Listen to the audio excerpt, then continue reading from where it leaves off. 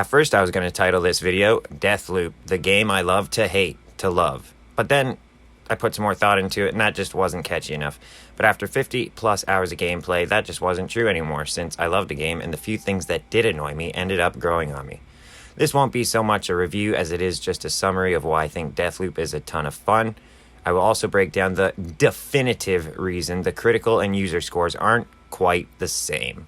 There will be a couple story spoilers, but I won't spoil the ending. It's probably easiest to explain the story and the setup for the game first. So you start the game being murdered, and when you miraculously wake up, you now find you have amnesia. It takes a minute before Colt even figures out his name again, but he is determined to piece together his identity, where he is, and what's going on. To answer all these questions, you have to get through the game's first act, which I like to call tutorial loop. Okay, honestly, Arkane had a lot of information that they had to teach the player, and they did a relatively good job at jamming it all in the first couple hours. There's a few things I had to look up, but that was usually my short-term memory's fault and not the game's. The game takes place on the island of Blackreef and is divided into 4 different levels during 4 different times a day. Theoretically, this should make it feel like there's 16 different levels, but really the differences are only minor things, like paths being blocked where they were open, events taking place, or random story-based stuff. The levels are great, though, with lots of different paths, lots of visual variety, and a ton of patented Arkane world building. I am a huge fan of the characters in Deathloop. In particular, I'm a fan of Colt, Juliana, and the Visionaries, because really, they're the only people with personalities in the game. The standard enemies, aka the Eternalists, are all faceless bad guys wearing masks or helmets covered in paint. Not all the most inspired designs, but they work. And all the character they don't have has been put into those previously mentioned. Colt and Juliana are both secret rival assassins with air quote, jobs on Blackreef. The Visionaries are a group selected to help study the temporal anomaly via the well-funded Eon Project. The Visionaries all have their own unique personalities and style. At first I just viewed them as a target with a face, like in the Hitman games, but after getting to know them over the course of the game, you might really see how much thought went into each. Some are egomaniacs, some are pathetic drunks, and some might be furries. Ugh. The gameplay is the best part of the game, though. Once you're done the tutorial and let loose, you really get to finally experiment with all the guns, kicks, and special powers you have. The special powers in the game are called slabs, and they are a product of tinkering with the temporal anomaly. You can acquire these slabs by killing Visionaries, because each one has their own slab. Then with successive kills, you can collect upgrades for each slab. Slabs include your Shift, which is a teleport, Ether, which is invisibility, Carnesis, which is telekinesis, Havoc, which is like a berserk mode, and Nexus, which links enemies together like Domino and Dishonored.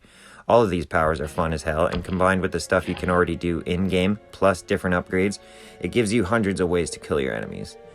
Some upgrades, for example, are turning the Shift into a teleporting dropkick, turning Carnesis into a slam, or for Ether, if you stand still, your power bar won't drain.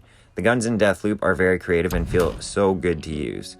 There's a colored tier weapon system in the game, but don't worry, Borderlands, this is not. Thank God. The guns start at gray, which are always the most stock-ass, basic-ass, dirty-ass, prone-to-jamming-ass guns in the game. The next level up is blue, which are always in a little better shape than the gray guns and they don't jam. These guns can be okay with trinkets. The next level up is purple, which are always in very nice shape and are usually covered in stickers or shine to a showroom finish. Lastly are the gold guns, which are the rarest and only found in Arsenal lead missions.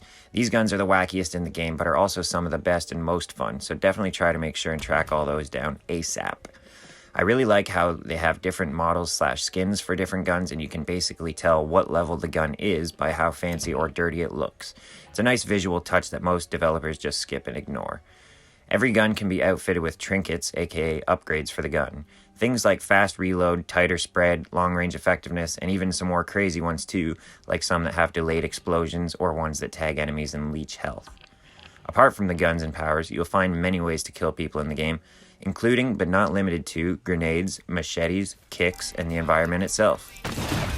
The world is laid out in such a way as to give you the most freedom in your approach with a limited arsenal, encouraging repeated playthroughs that consistently stay fresh right up until the ending. And there will be repeated playthroughs no matter how good you are, because you have to follow Visionary and Arsenal leads, which act as your mission objectives. And sometimes you can only complete one objective during a certain point of the day, meaning you'll have to go back by default. This never bothered me though, since the game's pretty fast-paced and it's quite forgiving with the 3 deaths and you're out loop reset mechanic. The loop will reset either when you die 3 times in a day or if you reach the end of the day without killing all the Visionaries. Resetting the loop was kind of tedious at first, but as soon as you figure out that you can harness Residuum, things get a lot easier because you don't have to go track down your favorite gun, and you can instead just pick it as a part of your loadout before the mission. Based on what you learn about the visionaries, you can pick your loadout to suit each run best, which also encourages repeating the levels and experimentation. There's a hacking tool aptly called the Hack-a-Majig, and it's a very useful tool in the game to help you get past turrets, security cameras, and null-wave devices. It's really intuitive to use too, since you can hit the hack button, then hide while still holding the hack button, so you don't have to leave yourself vulnerable and visible while hacking. So yeah, the game is incredibly fun when firing on all cylinders, and it really feels like Arkane perfected a lot of their systems here. One thing I cannot gush about, though, is the menu/UI of Deathloop. At first, it confused me, and even with the heavy tutorialization, I am straight up embarrassed at how long it took me to understand that leads means objectives. The rest of the presentation is amazing, though. Arkane has always had some of the best artists in the business, and it's easy to see why with Deathloop. The graphics are amazing and give off a very dreamy vibe. Everything looks legit, like it came from an alternate timeline with their own wacky 60s technology.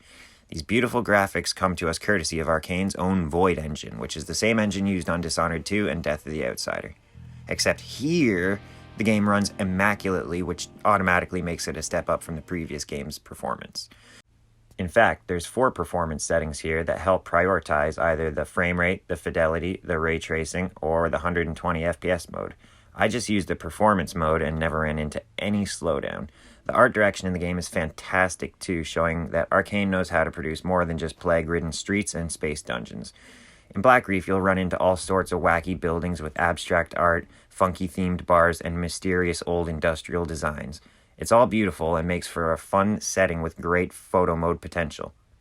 The design of the characters is memorable, the look of the guns are very unique, and the location keeps things fresh. The audio work here is above average in every way, from the sound effects to the voice acting to the music. The sounds on display here are perfect and really add to the sense of immersion. What really blew me away was the banter between Colt and Juliana, though. It's very well done and actually made me laugh out loud a few times, which games almost never do anymore. The dialogue of the Eternalists was funny too, since there's a few layers of dark humor that I really appreciated. And lastly, the music is great, and I love how it changes dynamically depending on what's happening in-game. For example, you hear the enemy alert noise and the funky music gets more aggressive. Then when you kill the target, you get a handy audio cue noise to let you know combat's over, and then the music chills itself out. Great stuff. So, if you can't tell, I loved Deathloop. I loved it so much that I'm not going to really talk about or spoil the looping aspect of the game in this video.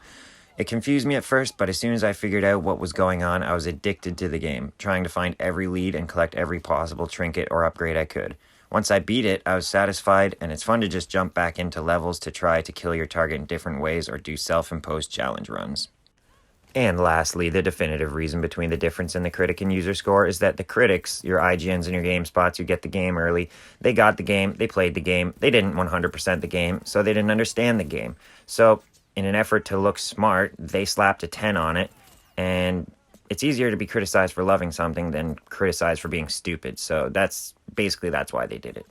And I can almost guarantee that none of your big name review sites will ever link you to their profiles. And they'll say, oh no, we just don't want it because our people are going to get abused and you'll get hate mail. No, it's because people want to see that you actually play the game and you don't just skim through it, ignoring every side quest, every lore bit, everything. You just... Actually, I'm going to stop myself. I could go on and on and on and on about how shit reviewers are nowadays, but that may be for a different video. If you like this video, please let me know in the comments, and if you'd like more, there's plenty of amazing games I'd love to make videos on in the future, like Prey or a Souls game or even Dishonored. Thank you so much for watching this video, and I hope I have piqued your interest in Deathloop, because I truly believe it deserves the 9s and 10s, and the reviewers accidentally, through their own stupidity and impatience, got it right with this one.